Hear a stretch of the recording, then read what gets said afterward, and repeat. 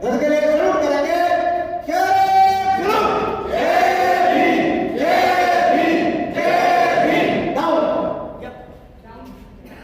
अब उतारिए ध्वज को, उतारिए मैडम, आप नीला उतारिए।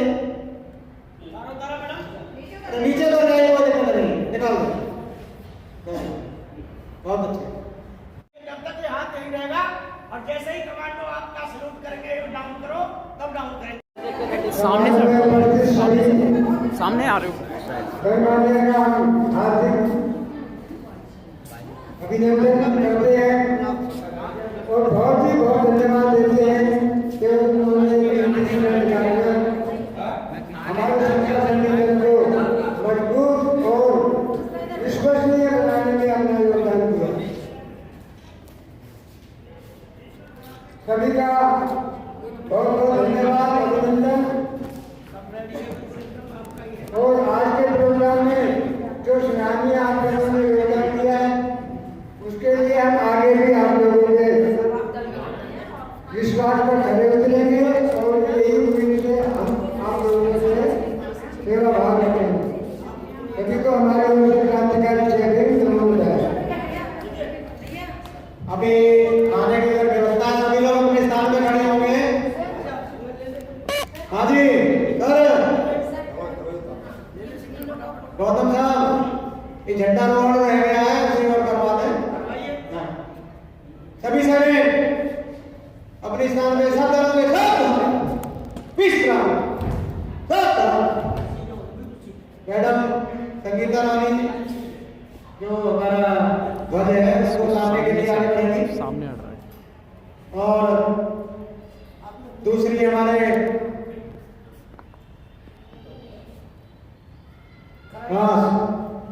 मैडम यूपी के कमांडर से करा दो। यूपी के कमांडर हमारे सुमन गौतम जी, वो भी दौड़ के लिए आगे बढ़ेंगे। और करा दो बराबर। सभी सैनिक जय भीम नारे के साथ ध्वज के लिए सैल्यूट करेंगे। जय भीम, जय भीम, जय भीम, जय भीम। रुकिए, सभी ध्यान दें। जब आप सैल्यूटिंग कर रहे होंगे तो आपका हाथ तब तक नीचे नहीं आएगा जब तक डाउन नहीं करेंगे कमांडर। मैंने देख रहा था कि आप ऐसे करके जय भीम भी नीचे कर लेते थे। 3 बार जय भीम जब करेंगे तो हाथ यही रहेगा।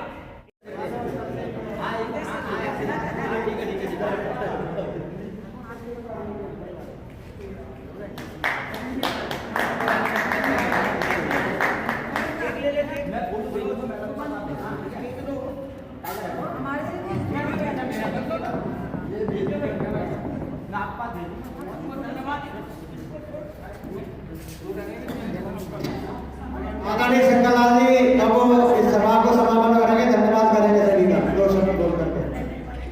आइए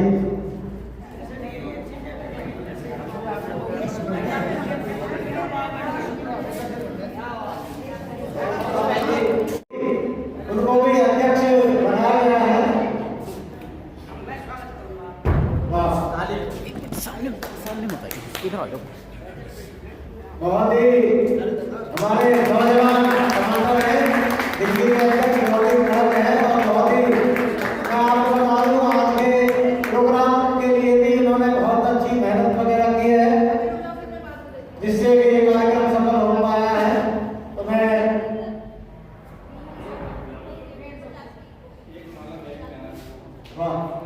खड़े हो जाओ, सब खड़े हो जाओ भाई, ये भी अध्यक्ष बने हैं।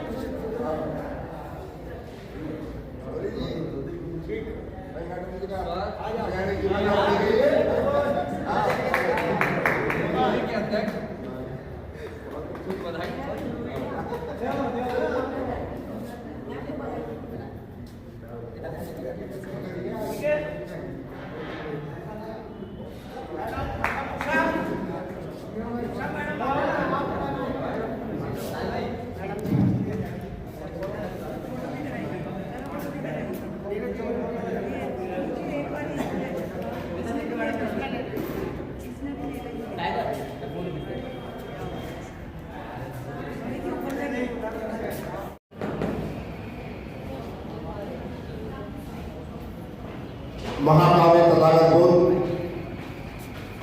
सामाजिक क्रांति के हमारे बहुजन समाज के सभी नाम और नाम संतों को नमन करते हुए और इस देश के करोड़ों लोगों के अंदर और पूज्य बुद्ध साहब बाबा साहब डॉक्टर अम्बेडकर जी को नमन करते हुए आज जिनके जन्मदिन पर हम यहाँ पर उपस्थित हुए हैं, सर्वप्रथम भारत की प्रथम महिला शिक्षिका सावित्रीबाई फुले जी को हृदय से नमन करते हुए मंचासी आज जिनके जन्मदिन की तारीख पर समता संघ के राष्ट्रीय अध्यक्ष जी का भी जन्म है 3 तारीख का, उनको भी बधाई के साथ शुभकामना। और मंचासी सभी हमारे अतिथिगण और इस प्रोग्राम में शामिल जो अपना में हिस्सा लिए हुए हैं, आप सभी भी को बधाई, जय भीम नमो बुद्धाय।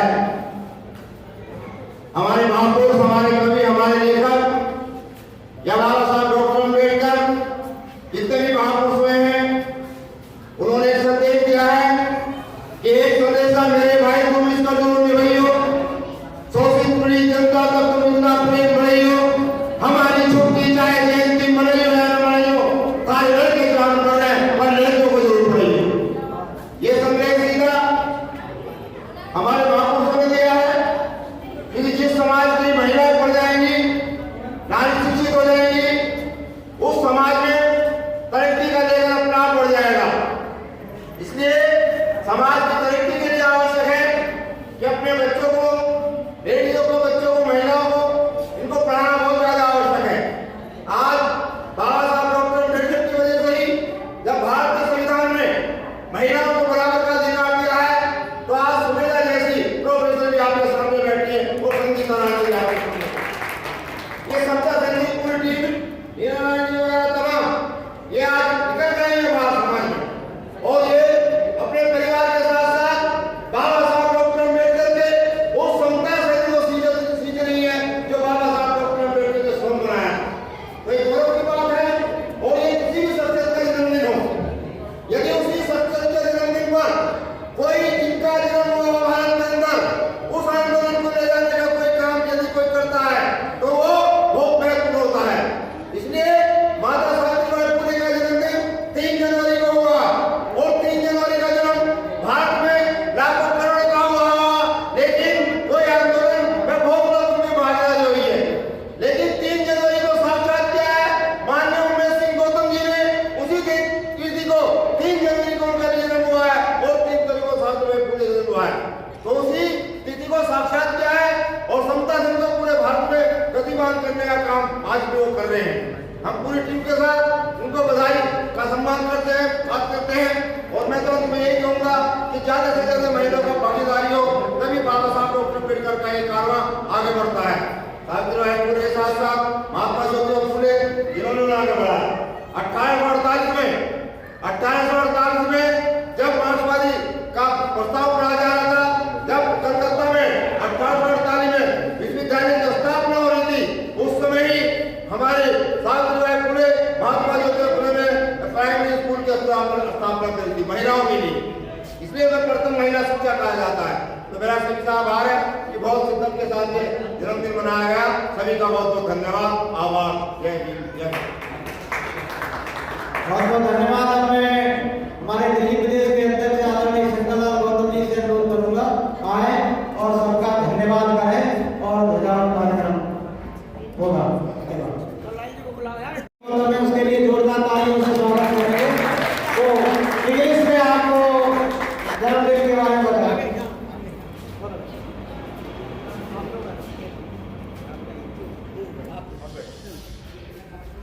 Good afternoon, ladies and gentlemen. My name is Vishaka Gautam. My father name is Chamadar Gautam, and my mother name is Pushpa Gautam. Today is very special day because my big father's birthday we are celebrating here, and I would like to also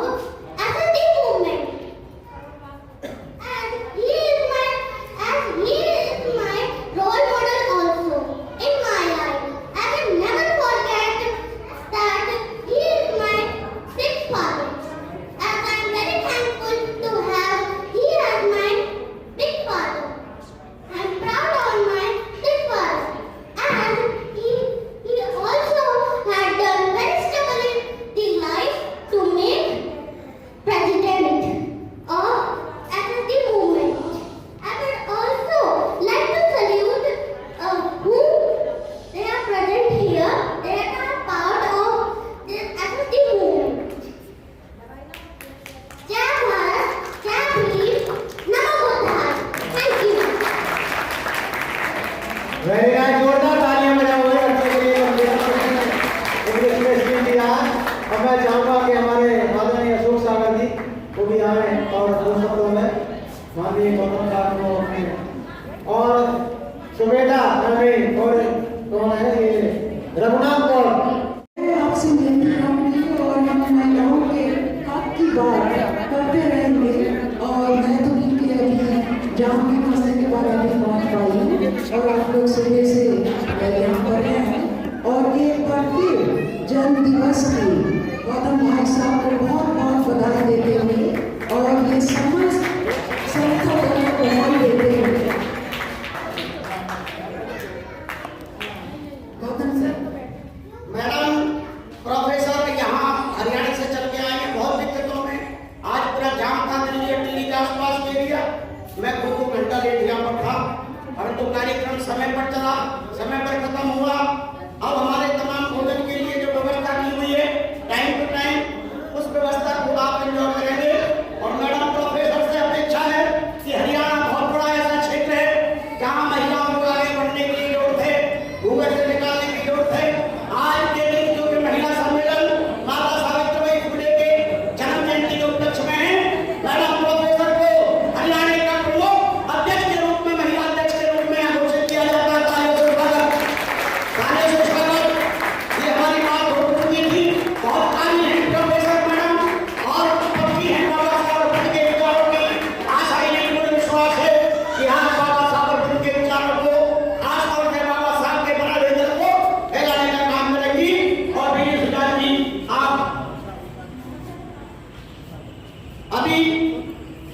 अभी एक छोटी सी बिटिया है विशाखा, गौतम विशाखा, एक हमारा एक छोटी सी बिटिया है जो हमारे सबसे छोटे भाई हैं, उनकी बेटी है। वो मुझसे कह रही बड़े पापा मैंने कुछ प्यार किया है, तो कुछ बोलेगी। और बच्ची है विशाखा गौतम और वो परी गौतम। इधर से आइए बेटे।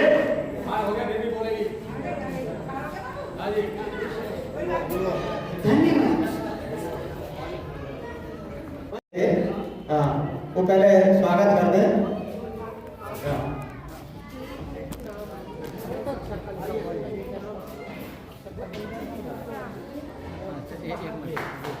जोरदार ताली स्वागत करें। और अब मैं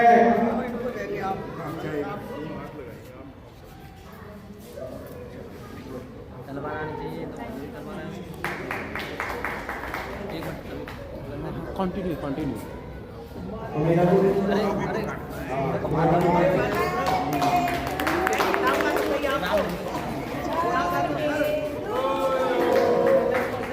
सभी लोग खड़े हो जाइएगा। Happy birthday to you,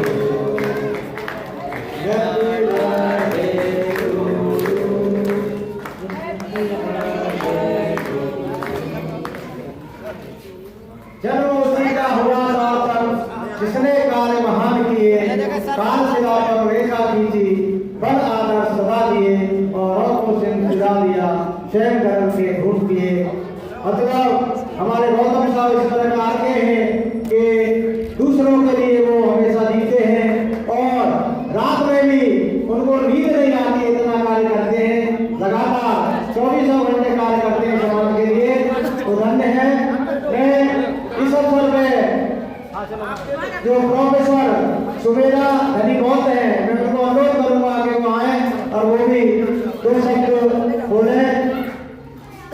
professor Subeda धनी बहुत, जोरदार तालियों से स्वागत करें।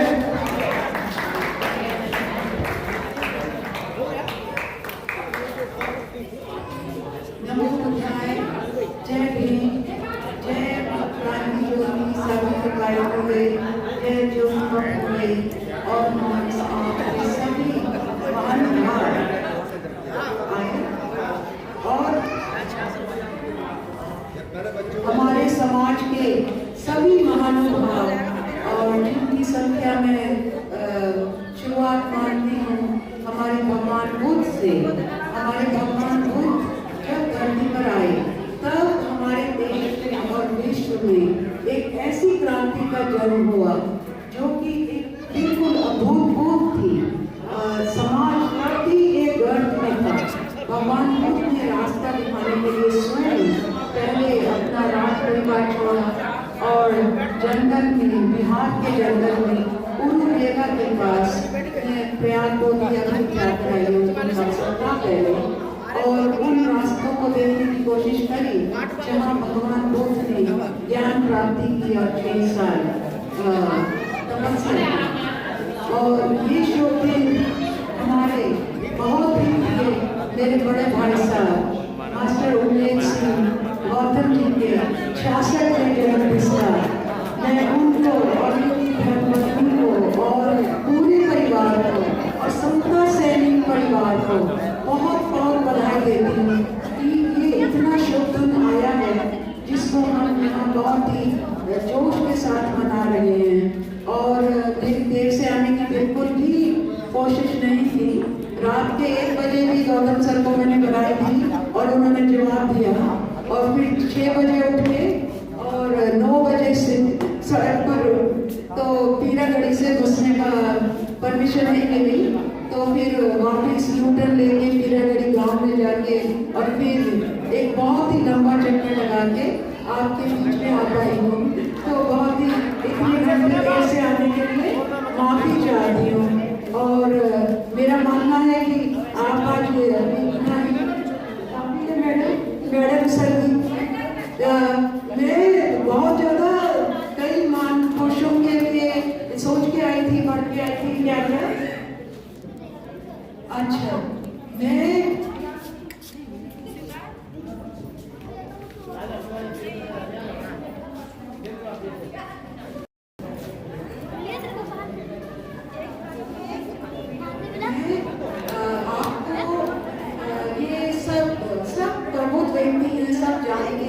और फिर भी एक याद करने का दिवस है। हम अपनी क्रांतिवती माता को भी याद करें और उनके पति को भी और उनके माता पिता को भी और ज्योतिबा की माता पिता को भी ये धन्यवाद देने का भी दिन है कि किन महान माता पिता ने ऐसी संतान पैदा करी जिन्होंने हमारे देश का भविष्य बदल दिया और शिक्षा का ऐसा प्राधिकार किया जो कि अभी चला आ रहा है। हम जाने तो एक तरह से 200 साल पहले हमारा देश जो है वो अंधकार में था, क्योंकि किसी महिला को किसी प्रकार का अधिकार प्राप्त नहीं था। उसमें जिनको हम उच्च जाति की महिलाएं कहती हैं उनका भी वही स्थान था जो कि हमारी महिलाओं का स्थान था। और ये सब महिलाएं केवल पुरुषों की दया दृष्टि पे रहती थी, घर का काम करती थी, शिक्षा से दूर दूर का भी नाता नहीं था। जब ज्योतिबा फूले ने ये हमें अपने स्कॉटिश स्कॉलर्स का, टीचर्स का, इंग्लिश स्कॉलर्स का, टीचर्स का, यूनाइटेड किंगडम और स्कॉटलैंड, ये सब तरह के जो लोग हमारे देश में आए, ये बहुजनों के लिए एक किसी दूत से कम नहीं थे। इन्होंने देश में वो किया जो हमारी सामाजिक व्यवस्था और व्यवस्था नहीं कर रहे थे। वर्षों से दबे मुझे सारे बहुजन समाज को इन्होंने एक आदरपूर्ण समाज में दर्जा दिया और शिक्षा की तरफ जाने का अधिकार दिया। बाबा साहब डॉक्टर अम्बेडकर, जिनके नाम के इस पावन भवन में आज मैं आपके साथ हूँ, उन्होंने भी अंग्रेजों द्वारा संचालित स्कॉलर्स के द्वारा संचालित ऐसे स्कूल में शिक्षा ग्रहण करी जिससे कि उन्हें और आगे बढ़ने का उनके पिता के मार्गदर्शन में पूरा मौका उन्होंने लिया। और उसके साथ ही उन्होंने देश में एक ऐसी जोत जलाई कि महाराष्ट्र जो है लीडिंग हो गया। तो ये हमारे देश के कई महानुभाव इसमें हम कहते हर साल की बात करें, हम ज्योतिबा फूले की करें और बहुत से महानुभाव इन सब का जन्म 19वीं शताब्दी के अंत के वर्षों में हुआ है। और उन्होंने हमें वो एक जो 800 साल भगवान बुद्ध के शासन के बाद जो एक अंधकार छा गया था, भगवान बुद्ध के अनुयायियों को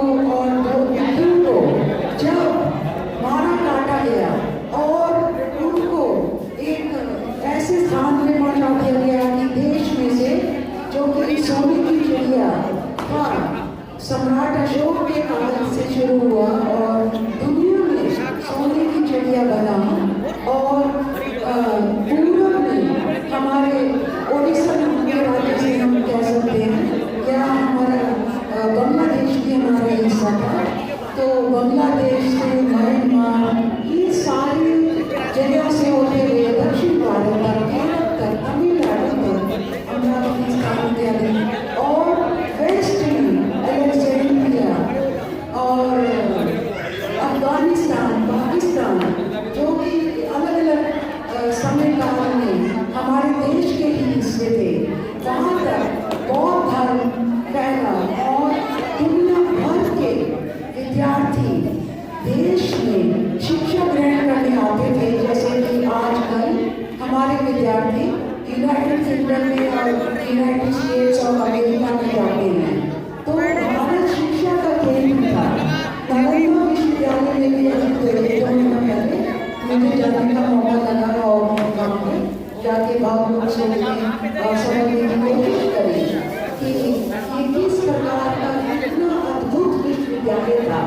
और वो केवल नालंदा नहीं था, नालंदा कृषिका उदयगिरी तो ये हमारे जो पाकिस्तान का एरिया है जो कि भारत का भूमि था वहाँ तक ये सब विश्वविद्यालय जो है फैले हुए थे और दुनिया भर के विद्यार्थी और जो कि चाइना से शुरू हुए कितने भी देशों की गिनती कर सकते हैं ये वहाँ से आते थे और हमारे देश में 10-15 साल रह के ज्ञान प्राप्ति करते थे। और ये जो हमारे तीन चीनी यात्री जो कि हमारे देश में आए 6वीं शताब्दी में 7वीं शताब्दी में वो हमारे सिरपुर भी एक बहुत बड़ा शिक्षा का केंद्र था। बहुत ज़्यादा बौद्ध विहार थे हमारे छत्तीसगढ़ में राजधानी से 1 घंटे तकरीबन दूरी पर। तो वहाँ पे भी आते थे और देश में ये बहुत सारे विद्यालय अगर मैं कहूँ कि दुनिया में विश्वविद्यालय बनाने की परंपरा भारत ने शुरू करी तो इसमें कोई अतिशयोक्ति नहीं होगी। भारत ने शिक्षा का मार्ग दुनिया को दिखाया और उसी मार्ग के आगे चलते हुए भगवान बुद्ध हमारे पास आए और उससे पहले भी एक बुद्ध की परंपरा है और भी बुद्ध हुए हैं और हम गौतम बुद्ध कहते हैं। वो हमारे तकरीबन 2582 की संख्या दी जा सकती है। वो आए और उन्होंने दुनिया का मार्गदर्शन किया कि भारतवर्ष के लिए बहुत ही आदर की बात है। बाहर के देशों में बुद्धिस्ट कंट्रीज में भारतवर्ष को बुद्ध का देश कहा जाता है। उनको किसी देवी देवता का देश नहीं कहा जाता। अभी आपने आज अखबार में पढ़ा होगा वैष्णो देवी में जो लोग गए थे वहाँ देवी ने ऐसे दे के मारा कि अभी 12 की संख्या आई है 24 की आ रही क्योंकि बहुत बढ़ गई है संख्या सरकार छुपा रही है और वो सामने आएगी। तो ऐसा भगवान बुद्ध के समय में आपने देखा होगा ऐसा कभी नहीं हुआ। डॉक्टर हमारे जो गौतम साहब है इन्होंने माता सावित्रीबाई फुले के जन्म दिवस को ये उन्होंने राष्ट्रीय एकता महिला सम्मेलन किया और इतनी सुंदर प्लान बनाया। ये उसके लिए बहुत ही साधुवाद देती हूँ, साधुवाद की भागीदार है कि इतना अच्छा इन्होंने राष्ट्रीय सम्मेलन महिलाओं के लिए इससे इज्जत की कोई बात नहीं हो सकती कि माता सावित्रीबाई फुले के जन्मदिन पे उनका दिवस बन रहा है, उनको आदर दिया जा रहा है। हम उनके बारे बात कर रहे हैं। हम वास्तव में बात करें तो महिलाओं की भागीदारी बराबरी इत्यादि होने में ये अंतर्राष्ट्रीय स्तर पे जो रिसर्च है उसके मुताबिक 99 साल लग जाएंगे। 99 देशों में ही महिलाओं के ऊपर ज्यादती की जाती है। उसमें हर एक प्रकार की जाती है, उसमें इन्फेंटिसाइड भी है, फिटिसाइड भी है, बच्चियों को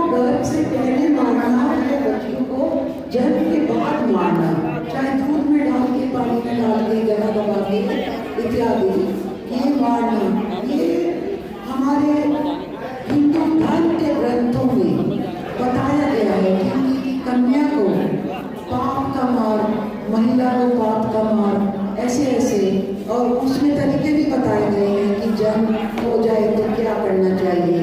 तो ये उसी का नतीजा है कि 2011 में जो हमारी जनगणना हुई थी उसमें हमें पता चला कि देश के पश्चिमी भाग में ये सभी शांति का दान देंगे। बहुत ही ज्यादा कमी हो चुकी है।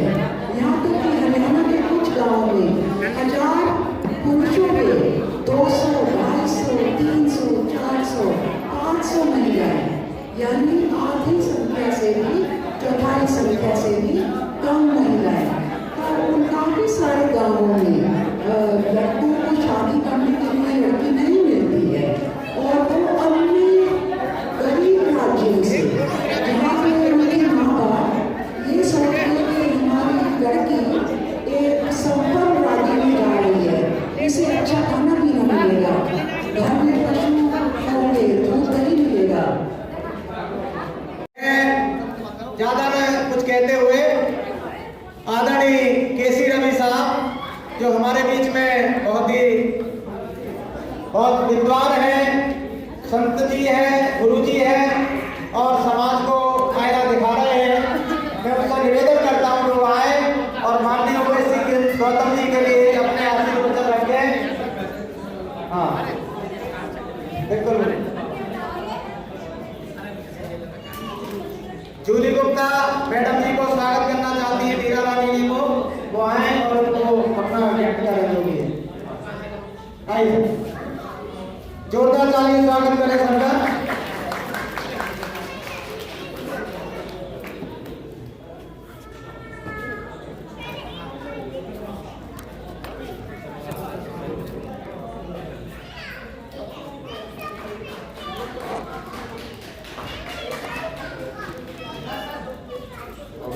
डॉक्टर भीमराव अम्बेडकर जी के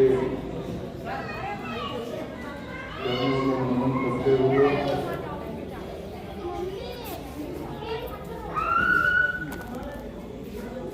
भगवान गौतम जी के चरणों में नमन करते हुए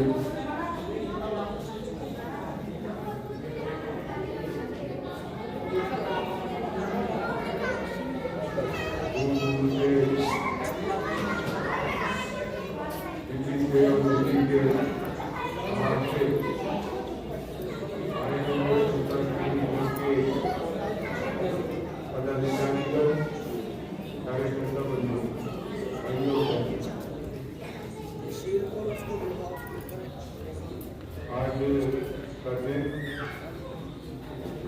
बहुत ही खुशी का दिन है। आज के दिन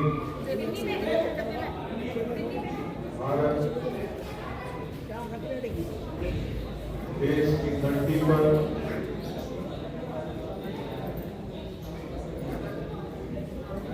दो महापुरुषों का जन्म हुआ है।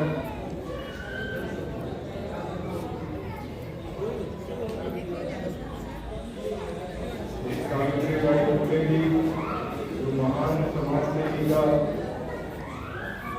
और स्वतंत्रता सेनानी रहे हैं, उनका जन्मदिन है।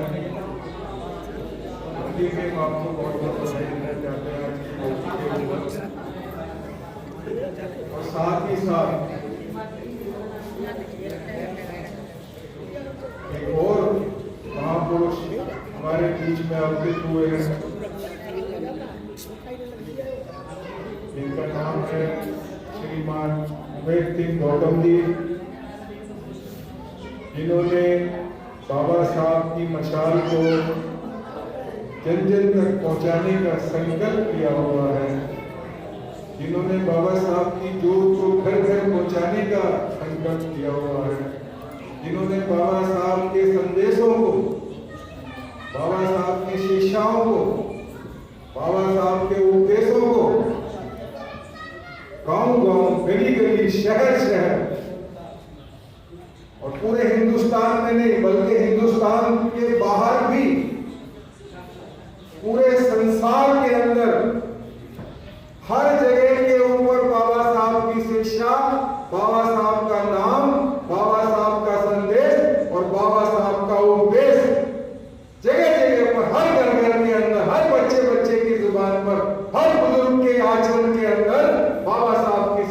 प्रदर्शित हो, ये संकल्प हमारे यहाँ प्रेरित हो।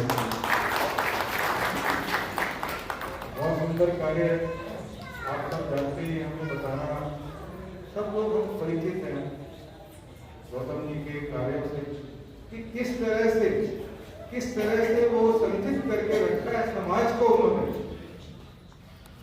बाबा साहब की बेल को आगे बढ़ाने का कार्य किस प्रकार से, कितनी मेहनत से, कितनी तवज्जो दे करके, कितने अपने संसाधन लगा करके, तन मन धन झोंक करके, और उन्होंने बाबा साहब की ज्योत को जलाए रखने का कार्य किया। हमको संकलित करके और जन जन को संकलित करके उनके कार्य को पूरा करने का कार्य। उसी परमात्मा से, भगवान और से, बाबा साहब से, स्वयं से, उन सब से प्रार्थना करते हैं जो हमारे अग्रज हैं, उन सब से हम अरदास करते हैं कि गौतम जी को बहुत अच्छी सी लंबी आयु हमें प्रदान करे और बहुत अच्छा विवेक, इससे भी अच्छा विवेक उनको प्रदान करे, ताकि हमारी आने वाली पीढ़ी बहुत अच्छा भविष्य जो है उसके लिए हम प्रस्तुत करके रखें। उसके आने से पहले उसको अच्छा, उसके भविष्य के उज्जवल के लिए एक अच्छा रास्ता हम उसके लिए बना करके रखें। ये हम भगवान से प्रार्थना करते हैं और दुआ करते हैं कि इसी साल हम इसी प्रकार से प्रत्येक वर्ष जो है इसी हर्षोल्लास से उमेश सिंह गौतम जी का जन्मदिन हम यहाँ मनाते चले जाए। बहुत बहुत धन्यवाद।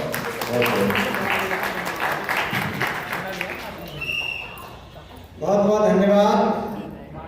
मैं बड़े ही विनम्र अनुरोध के साथ क्षमा याचना मांगते हुए आदरणीय अशोक सागर जी जो हमारे राष्ट्रीय उपाध्यक्ष हैं, मैं उनसे अनुरोध करूँगा